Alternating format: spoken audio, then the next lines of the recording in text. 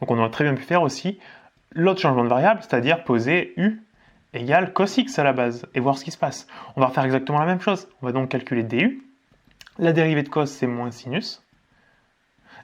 Moins sinus dx, pardon. Comme on veut remplacer le dx, on va l'isoler. Ça nous fait donc moins du sur sinus. Si on remet tout ça dans l'intégrale, notre intégrale va devenir le sinus, on ne l'a pas remplacé, donc sinus x. Le cos, on l'a remplacé par u. Et le dx, on l'a remplacé par moins du sur sinus x.